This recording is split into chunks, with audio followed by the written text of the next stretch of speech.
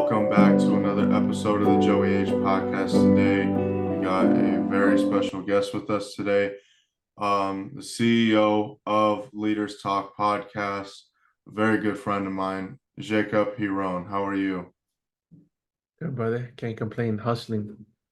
Okay, I love it. I love it. Now, I want to start from the beginning.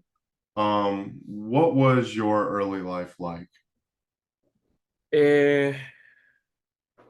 I think my father was very hard on me. I grew up. I grew up with a lot of discipline instilled in my life in the sense of my father would critique me on everything. He'd be like, "Why did you talk like that? Why is your socks the way?" Like everything to everything, so that I could be a better man, so that I could present myself better. He always preached to me that your first impression with someone's very important. You have to be a man of your word. You all these little things that ultimately have played into who I am today, but also a lot of discipline with the sports that I play because I played football all my life. I played from I was 5 to 15, 14, I think is when I stopped. And I would be like I was committed to it. It wasn't something that I was, yeah, I'm just doing that as like something cool to do. Oh yeah, I also play football. Like I was doing 2 a days, 3 a days. I'll be working out every day. And so there was a lot of discipline in my life in my earlier years. Okay. Um, Now, just talk a little bit more on your football days. What position did you play and who did you model your game after? Yeah. So I actually played wide receiver, and it's crazy that you asked that because I used to when I was Marcus Rosemy, he was a senior when I was, I think, a freshman or eighth grade. I used to always watch his videos, the sounds that he like I used to always watch everything from everything, be like, damn, bro, like I want to be like that. Like I want to run routes like that. I want to be like physically strong how he is, run like that. So I studied a lot of his game, and he was in the same high school. So I would study him. Like I would watch all his highlights, all the under the radar stuff. And like I would see the way he would walk, either carry himself, like the way he ran, everything, and I'll study him. But yeah, I think that was somebody that I modeled after. Yeah, and yeah, I got to know Marcus as well.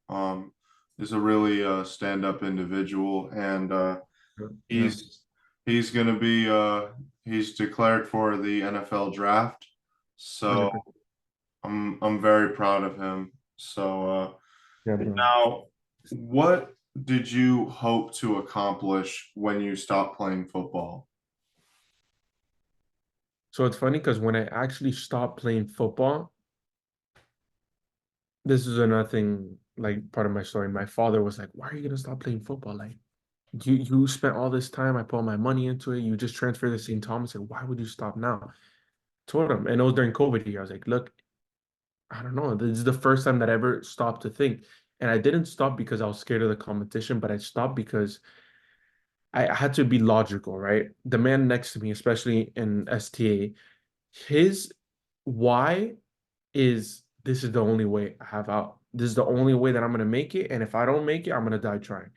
Versus Yeah. me, oh, I just work hard. I just do it because I like football. Like it's cool. So a little passion. Like I was like, I don't want to apply myself, put all my energy, all my my learning into something if I don't have that same hunger as a man next to me. And that was okay. I was fine with that. But I was like, okay, if I am going to stop football, it has to be something that I could put that same amount of work ethic, creativity, that learning aspect, and apply it into something else. And then I decided to start learning about like capital management. And so when I stopped playing football, and it's crazy because I would be at 7-on-7 practice. I'll be reading books, and you could ask. I think Jackson knew he was part of the team that was go get it. Shout out Coach Johnny. I used to read books before and after practice on like reading financial statements, reading 10Ks of companies. Like I would be reading that. They would be like, "Bro, what are you reading? Like you're in practice. Like put the book down." And I was like, and I never told anybody I was going to stop football. And it was a little abrupt the way I stopped, but I was preparing myself to like, okay, if I stop playing football, I just want to go all in on like reading about company 10Ks, learning how to allocate capital, learning how Warren Buffett thinks, learning how Bill Ackman thinks, like people that are managing like billions of dollars. And it didn't pay off, but I did so much learning that I think in the future, And especially with what I'm doing now with the marketing agency, it allows me to think differently. And I'm very happy that those last like 3 years of high school, that all I did was read books, company 10Ks, watch YouTube videos, Berkshire Hathaway, annual reports, like everything like that. Yeah. What's crazy is so my dad is from Nebraska, where Warren Buffett is from. Yeah. And when I was in Omaha, gosh, this was over 4 years ago, we went to Warren Buffett's house. Sure. Yeah, the same one. He has the same house that he bought in Yeah. 1955. And yeah, it's really crazy because you see all these celebrities, they start spending a lot of their money and on things that like materialistic stuff. And Warren Buffett, has the same house that he bought in 1955 in Omaha, Nebraska. And yeah, he's I've learned a lot from Warren Buffett, and how you can just go about your day, and he like his whole mentality of I'm I'm no different than the next man, you know. And I'm I one of sorry to cut you off. One of That's okay. his his mottos, or something that he lives by, even when he looks at businesses, is a sense of competence, which means he never makes decisions based on what people are telling him. He never makes a business decision whether he's going to invest into a company, whether the election time is coming up. He doesn't make a thing whether it's a new stock, whether it's gone up at 50% in one day. He's very competent at looking at the numbers, understanding the P&L, understanding the assets and liabilities, breaking down all the metrics and being competent about something. And in the same way, and I've studied, like in his personal life, he's very competent on the sense of like he understands he has a shit ton of money. Like I think he's worth $100 billion. The company has like $700 billion in under management. So he understands that he doesn't need like after bro, after 50 million, after 100 million, like what else are you gonna buy? Like there's so much that you can buy. So he's only invested into stuff like he has a bunch of private jets, like stuff that Yes. adds back time to him, or his actual, something correlated to giving more time to his business or allowing him to grow more in his business. And he saw that a car and a fancy house wasn't that. So I thought that was Yeah. pretty. And when he dies, I actually learned when he passes away, All um, his stuff goes, yeah. yeah, his will, he has three kids, and 2 billion each will go to his three kids, and then the rest will go to charity. So Yeah. I mean, that's still a lot. 2 billion is 2 billion. yeah, very, very still a lot. So what led to you starting your podcast? You know what I think it was? When I was in STA, I realized that if I do want to do this capital management, it takes a lot of relationships, a lot of relationships. I was like, man, the best way to build a relationship is interviewing CEOs, like getting in contact, being face to face with CEOs and showing my face. Because I know in reality, I'm probably not going to get that opportunity elsewhere. Like to interview a CEO is only because you're an interview and you have a promotable podcast. Hmm. So I started in high school and I was like, man, a bunch of people in STE are great athletes, sons of somebody. Like, let me just start off with STA. And I was like, oh, I'll interview the Roger Harriet, the coach of for football. I'll interview Dr. Aloma, like people like that. I was like, okay, cool. I'll start off like that. And then eventually I was like, okay, let's go bigger. Let's start interviewing like CEOs, mayors, politicians, athletes, UFC champions. I was like, let's do it. And then so I started in high school for the reason of like getting in contact with those higher level executives, building my genuine relationship. I don't like to say network, but like relationship ecosystem, and having relationships with different people that I also know I can provide value to in the sense of media and in the sense of marketing, because I do have the agency. So that's the reason that I started it. Okay, and what inspired you to become an entrepreneur? I've always done something since I was small, and I actually shared this story yesterday in another interview I was on. I started my entrepreneurial ventures when I was, I think, 13, 14, doing people's homework for money. And I charged people like $20 to do IXL. Like, so yo, just send me the login, I'll do it for you. Awesome. Okay. And that's where the curiosity of like, hold up, you can make money like through like people just paying you. Like you don't need to do a job. Like money doesn't have an age limit to it. And that's where my mind started opening. I was like, okay, cool. And then I did that for a week. I blew it all on a girl on Valentine's Day. Crazy. So I didn't end up keep going with it. I was like, yeah, whatever, that's cool. I'm not gonna keep doing people's homework for money. But from there, when I got into high school, I don't know if whatever, it's history. Actually, when I was in STA, my junior year, I I noticed that somebody in my other high school that I was at was doing parties, and he was so egotistical about it. He was like, "Oh, I'm the man of like doing the party and stuff like that." But I was like, oh, cool, cool. You're not making money from it. So let me try making money from it. I never went to parties in my whole high school. I never drank. I never anything. Like people can attest that I haven't done nothing my whole high school. I Same was like, here. So, yeah. And and I was like, you know what? Let me throw like a warehouse party. I'm like, whatever. What's the worst that can happen? We threw it like 500, 600 people showed up, and I think we made like whoa. 3,000, 4,000 that one night. And that was junior year while I was in STA. And then we did that twice. And that's again where the reality of like, damn, like I really could make money if I just find out what people want, find out what people need, find out how to market not yourself, but what other people want. I was like, okay, awesome.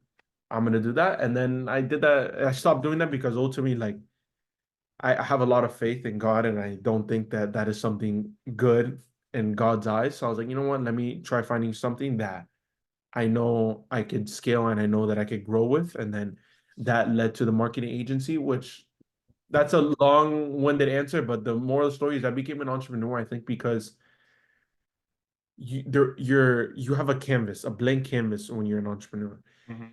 There's not a set like, oh, you have to paint it this way. You decide how you want the picture to be painted. You decide how big you want to grow. You decide who you want to meet.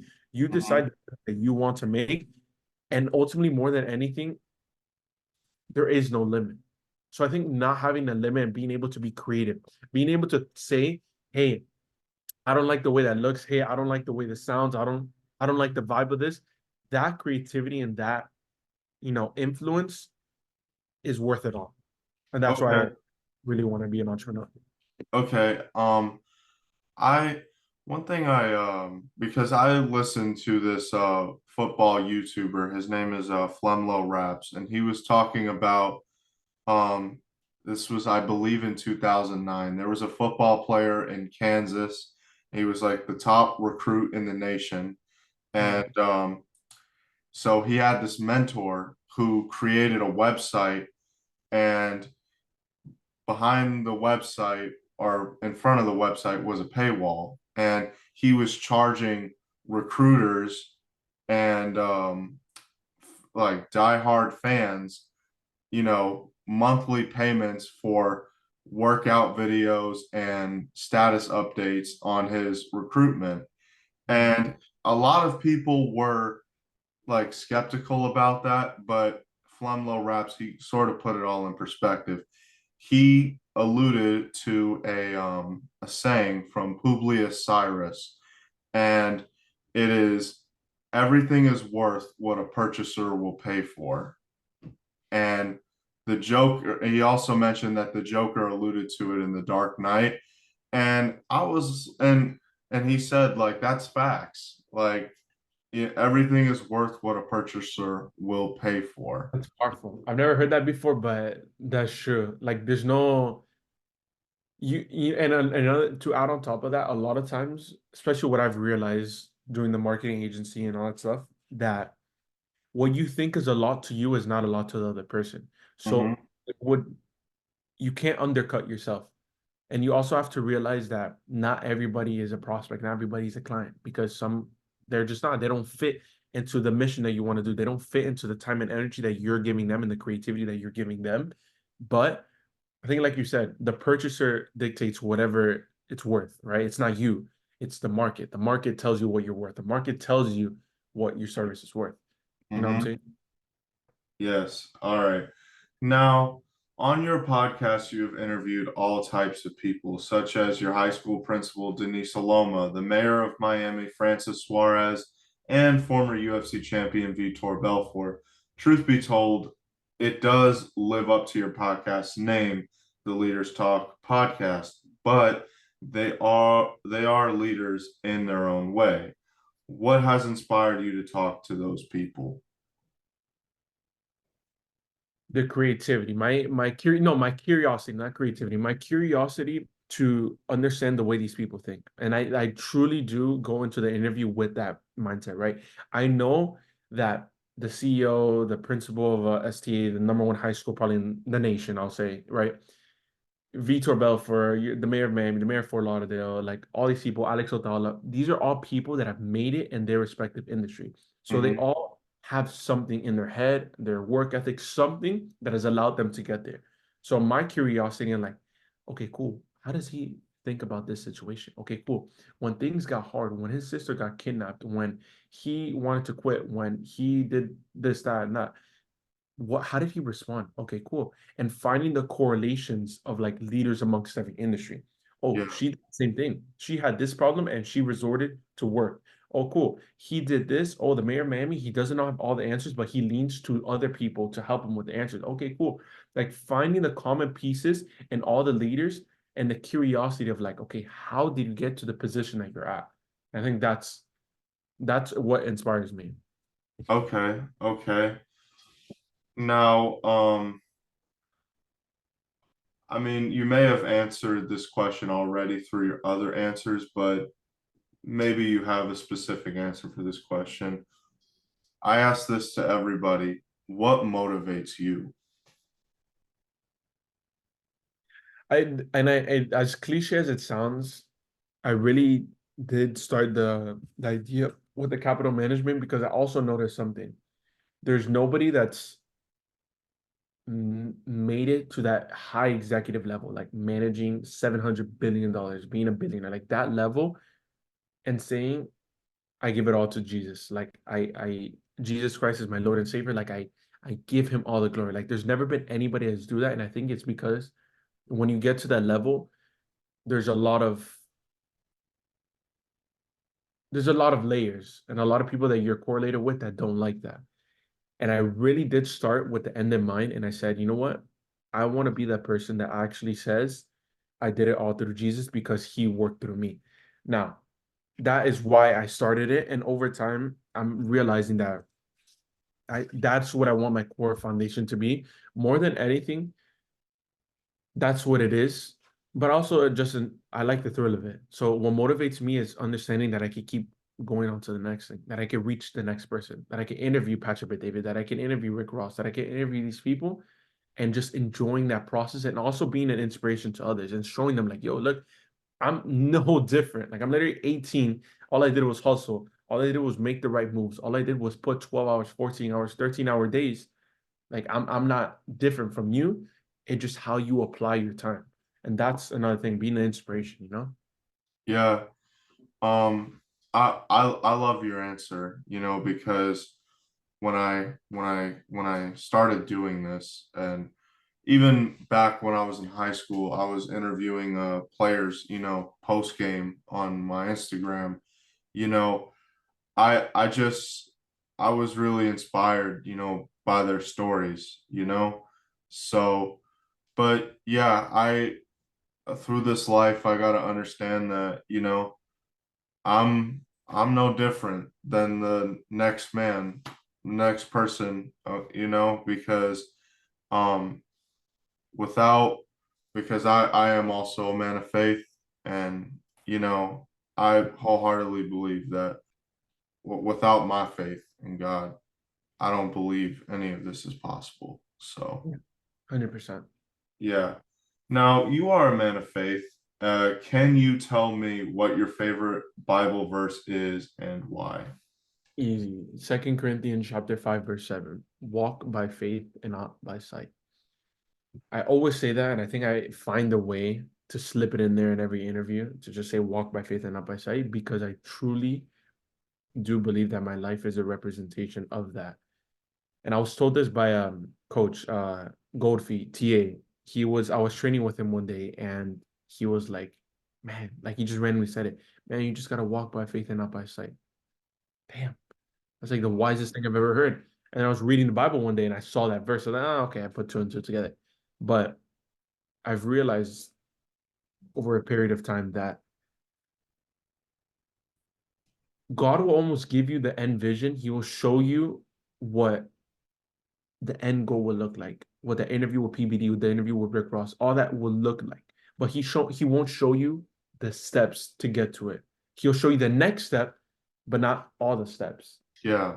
So walking by faith, not by sight, means to have more faith in the Lord and the things that you cannot control, such as who responds to my email, such as what client I take on, such as how this interview goes, like that stuff, and leaning towards faith into the Lord. And with that, you deepen your trust, and He's going to take you to a whole nother level. So I really do think that walking by faith just symbolizes to not put the trust in yourself, to not put the trust in the work that you're putting in, but at the end of the day, to say, hey, I'm walking in faith because I know God's plan is 10 times bigger than what I could ever imagine.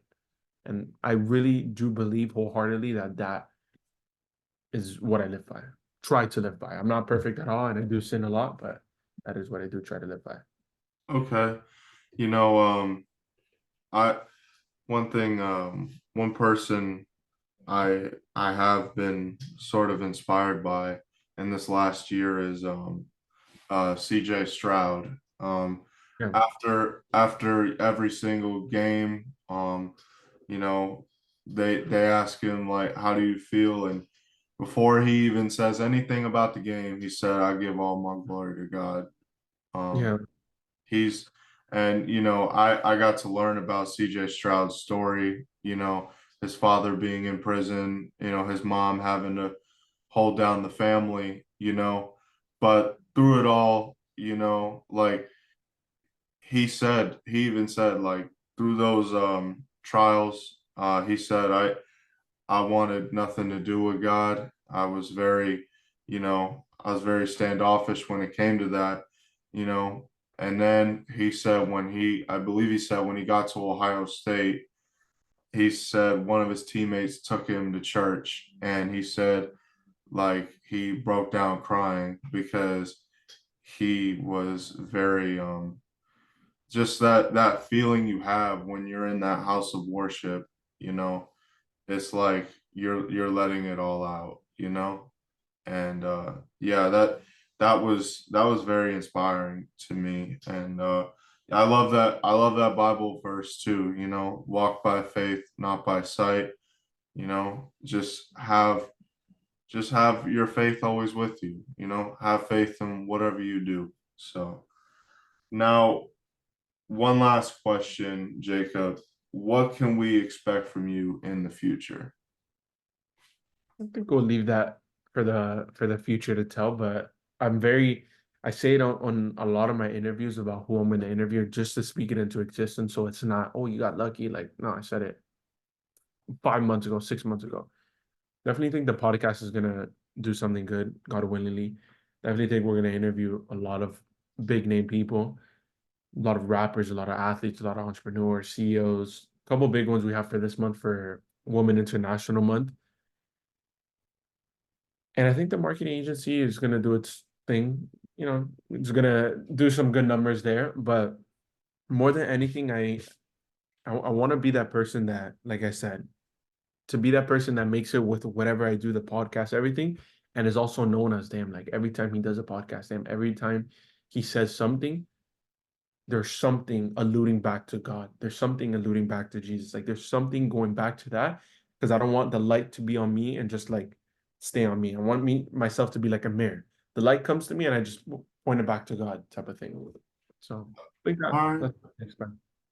All right. And yeah, one before we end this, I just wanted to tell you, I believe it was yesterday, you posted on your Instagram, you talking about sort of like living in the moment, and you said like I haven't really had times to like, hang out with a lot of my friends because you said, correct me if I'm wrong, but you said I would rather pay the price now than pay the price in the future.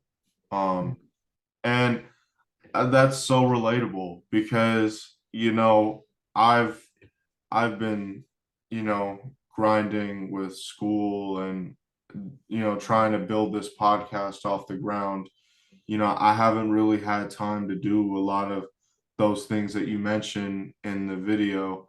And I I would like to say, that really inspired me. And yeah, I because I can relate to it. You know, I I would rather just grind now and hustle now and do what I need to do, work hard um for my foreseeable future. And I'd rather do that now than, do a lot of just I don't I don't know how to say it. Just a lot of like unrelatable things, like things that won't contribute to my future. I would rather do that, you know, I would rather do that kind of stuff when I've made it, you know? So that's and yeah, that really inspired me, Jacob. So And there's never an I made it moment. And there's somebody, one of our partners, he always says that there's never really an I made it moment, because if you are in this journey of like never ending, what's the next thing, and not off of like selfish desire and not off of like greed, but off of more impact, off of, okay, what can we do that's better, that's going to inspire more people, you realize that there's never really an I made it moment. When I interview Rick Ross, when I interview Patrick Bet David, when I interview the President Trump, like when I interview these people, it's not going to be like, oh, I made it, now I'm done. Now it's like, okay, cool, this happened, how can I continue going to impact and reach more people? So it's never really an I made it moment. I do believe, like what you said, you either pay the price now or you pay it later. And you're paying with your time, and you're going to pay with your money later. So you choose. yeah, that's real. I would rather do this kind of stuff now rather than going out, partying, drinking, and, Yeah, just doing you know, a lot of sort of like, childish stuff. I would rather do this. You're right. You are 100% right. You can't ever be satisfied in this life. You can never be satisfied. You have to keep going. You have to um find different ways. And like Mr. Beast is, I believe he's the most subscribed YouTube channel on YouTube.